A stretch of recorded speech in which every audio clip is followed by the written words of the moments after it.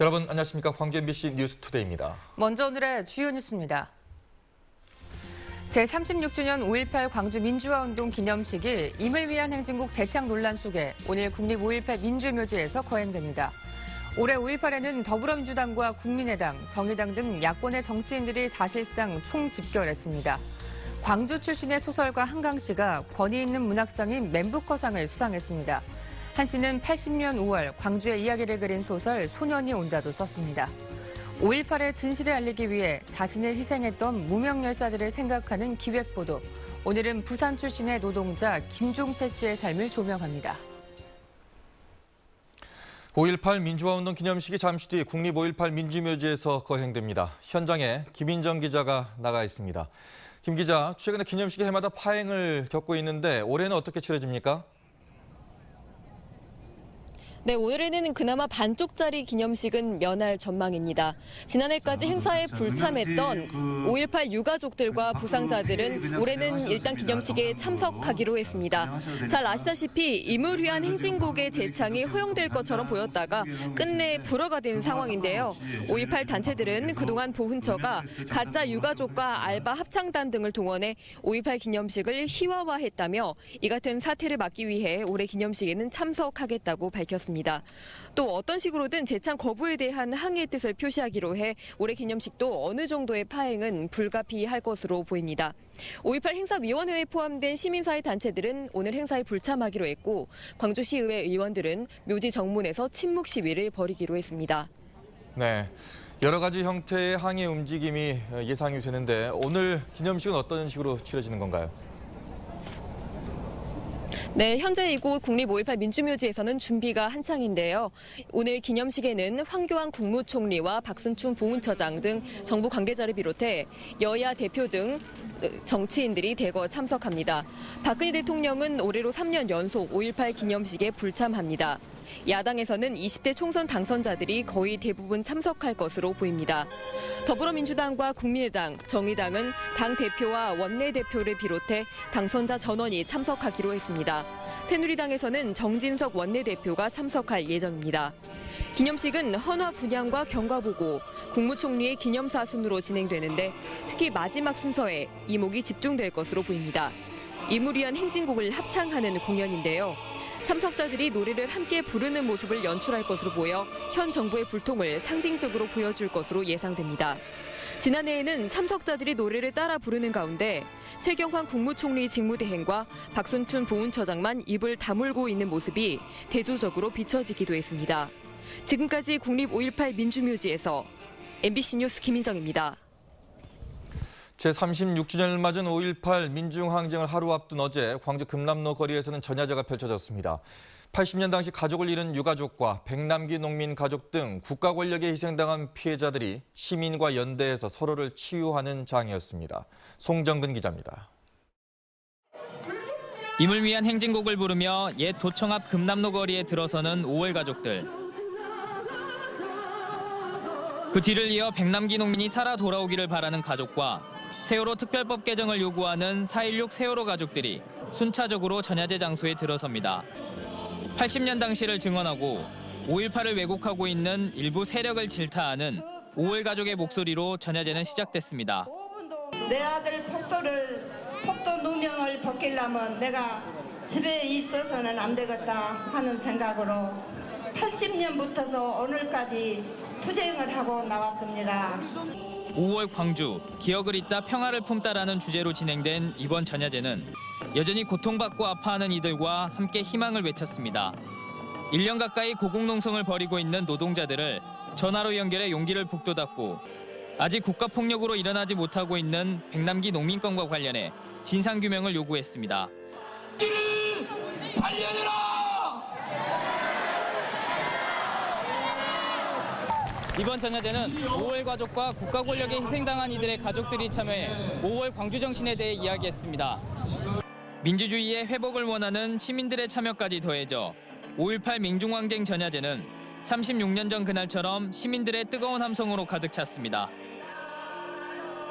MBC 뉴스 송정근입니다. 오늘 더위 대비 단단히 하셔야겠습니다. 어제 광주가 27.9도까지 올라 꽤 더웠는데요. 오늘은 무려 30도까지 올라 한여름 더위를 보이겠습니다. 이 때문에 자외선과 오존 농도는 점차 높아지겠습니다. 이 시각 구름 영상입니다. 현재 전남 대부분 지역에 안개주의보가 내려져 있는데요. 이 짙은 안개는 기온이 오르면서 빠르게 거치겠고 낮 동안의 맑은 날씨 속에 햇볕이 무척 강하게 내리쬐겠습니다. 벌써 아침부터 기온이 빠르게 오르고 있는데요. 광주가 14.8도, 화순 13도, 담양 14.2도를 가리키고 있고 한낮에는 어제보다 3도에서 4도가량 더 오르겠습니다. 곡성 구례 무려 31도까지 오르겠고 보성 고흥 29도가 예상됩니다. 날씨였습니다. 5월 광주에 정치인들이 모여들고 있습니다. 매년 5.18 때면 반복되는 일이지만 규모로 보나 그 의미로 보나 올해는 이전과 많이 다릅니다. 보도에 이계상 기자입니다. 더불어민주당과 국민의당, 정의당의 지도부가 전야제부터 광주에 총집결했습니다. 임을 위한 행진곡 제창이라는 선물을 들고 오지는 못했지만 반드시 관철시키겠다는 의지만큼은 꺾지 않았습니다. 신뢰에 금이 갔는데 어떻게 진심으로 협조할 수 있겠습니까? 그런 점에서 박근혜 대통령의 성의 있는 조치가, 후속 조치가 필요하다 다시 한번 강조합니다. 대통령과 3당 대표의 회동이 이루어지고 이 문제가 의제로 올라온 것부터가 여소야대의 총선 민심이 바꿔놓은 상황입니다. 특히 더민주와 국민의당은 광주의 민심을 외면할 수 없고 광주 정신의 계승자 자리를 놓고 계속 경쟁해야 하는 처지입니다. 이 같은 분위기 속에 올해 기념식에는 야당의 국회의원 당선자 거의 전원이 참석할 예정입니다. 당선자 신분은 아니지만 문재인 손학규 전 대표와 안희정 충남지사 등 야권의 대권 주자들도 5.18 민주묘지를 참배합니다. 올해도 임을 위한 행진곡을 제창할 수는 없지만 반쪽짜리 기념식으로 상징되는 초라하고 위축됐던 최근 몇 년 동안의 5월 광주와 사뭇 달라진 모습만은 분명해 보입니다. MBC 뉴스 이계상입니다. 소설가 한승원 씨의 딸이자 광주 출신인 작가 한강 씨가 세계 3대 문학장으로 꼽히는 맨부커상을 수상했습니다. 국내의 첫 맨부커 수상도 기쁜 일이지만 그의 작품 세계가 광주의 아픔과 연결되어 있다는 점에서 더욱 큰 의미로 다가옵니다. 박수인 기자입니다. 어릴 적 자신을 물었던 개가 죽음을 당했던 장면에 사로잡혀 육식을 거부하고 죽음에 이르는 한 여인. 그리고 그를 둘러싼 가족들의 폭력성과 욕망이 담담한 시선으로 그려집니다. 영화로도 제작됐던 한강의 소설 채식주의자는 인간의 폭력자 본성에 대한 성찰을 감성적인 필체로 그려냈습니다. 맨부커상 심사위원회는 한 씨의 작품이 충격적이면서도 놀라울 만큼 아름답다고 극찬했습니다. 예상치 못했던 결과라서 놀라기도 했고요. 기쁘게 생각합니다. 1970년 광주에서 태어난 한 씨는 아버지 한승원 작가가 보여준 사진을 통해 5.18의 참상을 목격했습니다. 그때의 충격적인 경험은 이후 그의 작품 속에서 인간에 대한 집요한 질문으로 이어졌습니다. 직접적으로 광주의 학살을 그린 작품 소년이 온다에서도 한 씨는 인간의 존엄성과 폭력에 대해 깊은 질문을 던집니다. 그의 소설은 기록이나 고발이라기보다는 상처를 어루만지는 슬픈 시선에 가깝습니다. 심원을 울리는 신화적인 그 이야기예요. 그 아름답고 슬프면서도 그러니까 슬픈 눈으로 늘 세상을 보는 그런 작가가 아닌가. 창작은 자신이 던진 질문에 답을 찾는 과정이라는 소설가 한강. 인간의 존엄성과 아름다움에 대한 그의 굳은 믿음은 광주를 넘어 세계인들의 마음에 깊은 울림을 주고 있습니다. MBC 뉴스 박수인입니다. 5.18 민주화운동 36주년 기념식이 오늘 오전 거행되는데요. 올해도 임을 위한 행진곡 제창이 무산됐고 박근혜 대통령도 기념식에 참석하지 않습니다. 네, 5.18 구속부상자회 김공유 부회장과 함께 오늘 기념식과 관련한 5월 단체들의 입장을 들어보도록 하겠습니다. 안녕하십니까? 안녕하십니까? 네.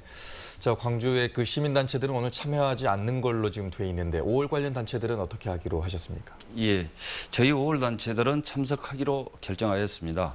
그 이유는 저희 당사자들이 참석하지 않았더니 하얀 소복을 입힌 가짜 유족들을 동원하여 그 유신 군사 독재 때나 하던 관제 행사로 5.18을 왜곡하는 박근혜 정부에 더 이상 빌미를 줘서는 안 되겠기에 기념식에 참석하여 우리 모두 일어서서 이물리한 행진곡을 재창함으로써 국민들의 관심과 성원을 얻어내고자 합니다. 네. 네, 박근혜 대통령과 여야 3당 지도부가 만났을 때만 해도 기념곡 지정에 대해서 기대감이 있었는데요. 결국에는 무산이 됐고요. 또 이번에 박근혜 대통령 참석도 하지 않습니다. 5.18의 위상에 대해서 걱정하시는 분들이 많은데 어떠십니까? 예, 사실 기념곡 지정까지는 기대하지 않았습니다. 최소한 기념식순에 재창으로 기재되는 것을 바랬습니다. 예, 하지만 3당 대표와 면담 시에 박근혜 대통령은 국론 분열 운영을 할 때 저희들은 재창이 되지 않는다는 것을 알았습니다. 네. 그런데 더욱 참 기가 막힌 것은 그런 면담이 있는 바로 다음 날 5.18 국립묘지에 이물리한 행진곡 지정을 반대한다는 현수막이 보수단체 이름으로 여러 장 걸렸습니다. 지금껏 없었던 일인데요. 이것은 무엇을 뜻하겠습니까? 바로 박근혜 정권이 국론 분열을 운영하면서 5.18을 왜곡하다 못해 역사 자체를 부정하고 있다는 증거가 아니겠습니까? 네. 자, 5.18에 대한 악의적인 왜곡도 문제인 것 같고 또 편향적인 역사 교과서 논란도 있습니다. 이것들이 이제 20대 국회가 개원을 하면 정치권에서 좀 풀어야 될 항목들 아닌가라는 생각이 드는데요. 예. 내년 37주년 5.18 행사는 야대 요소 20대 국회가 되어서 처음 치루어지는 행사인 만큼 당연히 재창은 돼야 할 것이며 나아가 기념곡으로 지정되기를 간절히 바랍니다. 네. 또한 기억하지 못하는 역사는 되풀이된다고 하였습니다. 우리는 반드시 그 왜곡된 역사를 바로잡아 이 땅에 5.18과 같은 비극이 다시는 되풀이되지 않도록 끝까지 투쟁할 것입니다. 네, 또한 이 정치적인 해결 말고도 5.18이 왜곡되지 않게 제대로 평가받을 수 있는 그런 노력이 필요할 것 같은데요. 어떤 게 있을까요? 예, 사실 5.18은 몇몇 정치 군인들의 정치 야욕 때문에 벌어진 상황이고 수습 또한 정치적으로 이루어졌기에 우선 정치인과 정부가 5.18 위상과 명예회복에 앞장서야 할 것이고 그렇게 되기 위해서는 5.18 단체와 광주 시민들이 80년 5월 공동체 정신을 되살려 하나가 되는 것이 그 역할이라고 생각합니다. 네. 앞으로 시민들과 또 정치권이 합심해서 이 문제를 좀 풀어나가야 될 것 같습니다. 이른 아침 나와주셔서 고맙습니다. 네, 감사합니다.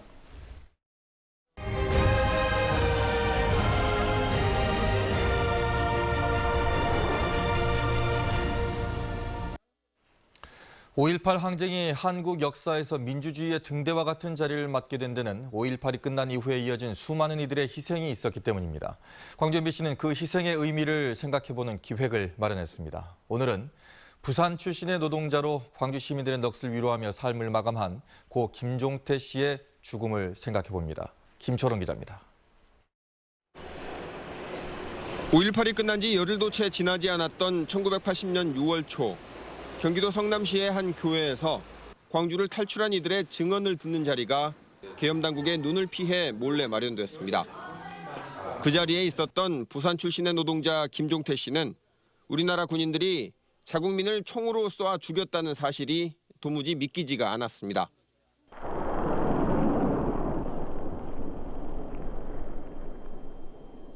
어떻게 한국 군인이 국민을 그렇게 무자비하게 그렇게 죽일 수 있고 그렇게 악하게 행동을 할 수 있는 거냐. 이것은 다 난조된 것이다. 그다음에 그런 걸 해가지고 선동해갖고 어떻게 하려고 책임을 지려고 그러냐고. 결국 광주에 직접 와서 증언이 사실임을 알게 된 김종태 씨. 서울로 돌아와 광주 학살의 진실을 알리는 전단지를 만듭니다. 광주 시민의 넋을 위로하며라는 제목의 성명서를 뿌렸지만 김 씨의 주장을 들어주는 이가 아무도 없었습니다. 종태는 매일 유인물을 만들었었어요. 매일 유인물 만들어가지고 직접 쓴 유인물이죠. 그리고 가리방 있는 데 가서 밤을 세워서 가리방으로 긁어가지고 그걸 종로서적이나 이런 데 가서 사람들이 많이 보는 책에다가 그 유인물을 계속 혼자서 그걸 뿌리고 다니다가 결국 광주 항쟁이 끝난 지 13일 만인 6월 9일 분신을 결행하기에 이릅니다. 노동자 김종태 씨가 분신했던 장소로 추정되는 이화여대 앞 큰 길가입니다. 당시 김 씨는 자신의 몸에 불을 붙인 뒤 유신잔당 물러가라, 노동삼권 보장하라, 그리고 비상계엄 해제하라 등의 구호를 외치며 이곳에서 쓰러졌습니다.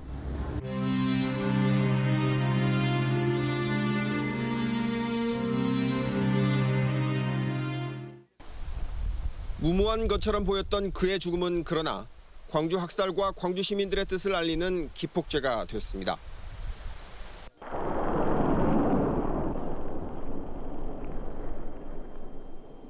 부평, 평택,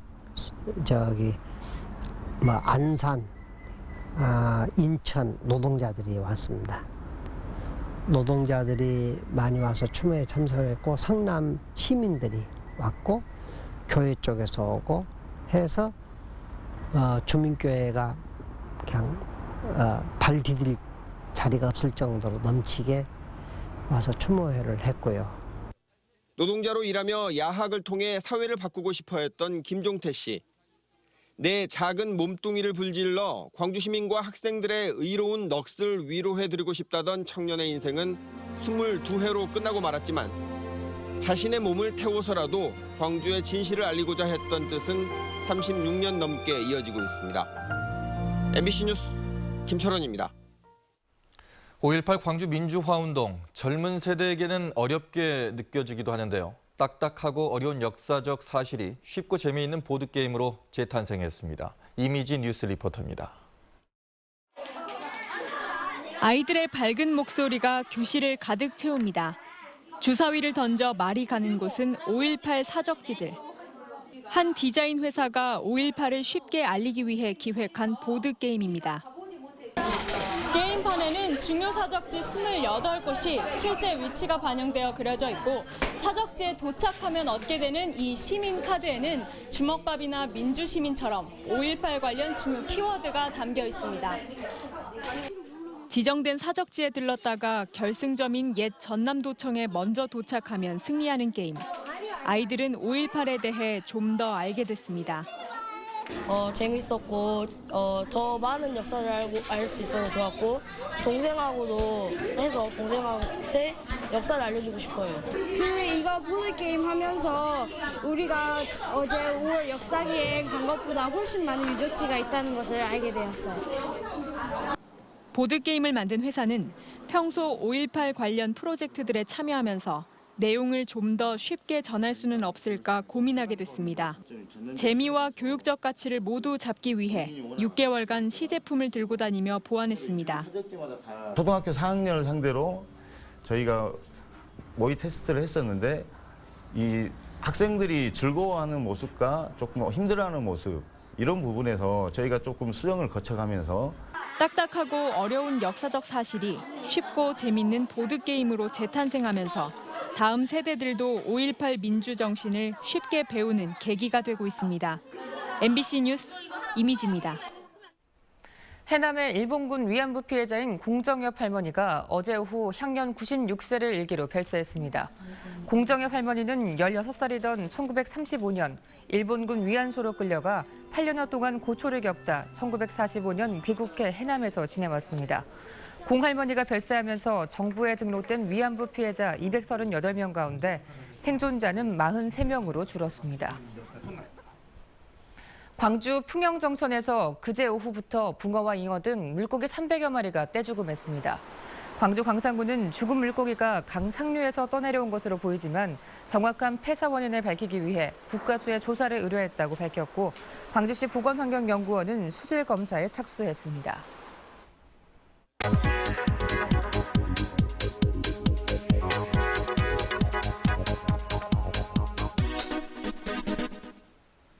때이른 초여름 더위가 계속되고 있는데요. 무등산에 오를 때 약수터에서 목을 축이시는 분들 많으시죠? 그런데 광주에는 약수터 3곳 가운데 한 곳이 수질 악화로 폐쇄된 사실 알고 계십니까? 2012년까지만 해도 광주에는 총 14곳의 약수터가 있었는데요. 봉황대 약수터를 시작으로 꼬막제와 늦제, 그리고 화산마을 약수터, 평둠의 약수터가 차례로 폐쇄가 됐습니다. 최근 5년 사이에 총 5곳이 폐쇄가 됐는데요. 모두 무등산에 있는 약수터였습니다. 나머지 9곳도 마실 수 있는 물의 기준을 밑돌고 있습니다. 무등산 중머리제와 너덜건 약수터도 2번이나 부적합 판정을 받아서 조만간 폐쇄될 예정입니다. 무등산이 국립공원으로 승격된 이후 늘어난 탐방객과 그리고 관리 인력 부족이 수질 악화의 원인으로 꼽히고 있는데요. 이러다가 무등산의 시원하고 꿀맛 같은 약수는 더 이상 맛볼 수 없게 될지도 모르겠습니다. 카드뉴스였습니다. 기아 타이거즈가 선두 두산의 3대4로 지면서 5연승 행진을 마감했습니다. 기아는 어제 두산과의 경기에서 2회 상대의 실책으로 선취점을 뽑는 등 장단 11안타를 쳤지만 후속타 불발로 3대4로 역전패했습니다. 특히 2회 1사 만루, 8회 1사 2-3루 기회에서 후속 타자들이 범타로 물러나 아쉬움을 주었습니다. 기아 선발 지크는 6이닝을 3실점으로 막아 퀄리티 스타트에 성공했지만 득점 지원이 따르지 않으면서 패전 투수가 됐습니다. 전라남도에 금융복지상담센터가 새롭게 문을 열었습니다. 전라남도는 저소득 저신용자들에게 재무 컨설팅, 재무조정 상담, 복지 서비스 연계, 채무자 대리인 제도 운영 등 종합 서민 금융 서비스를 지원하는 전라남도 금융복지상담센터를 순천과 무안에 각각 개소해 운영에 들어갔습니다. 전라남도는 센터가 문을 연 지 사흘 만에 전화와 방문 상담이 57건에 이르는 등 호응을 얻고 있다며 각 시군에도 상담 창구를 개설할 계획이라고 밝혔습니다.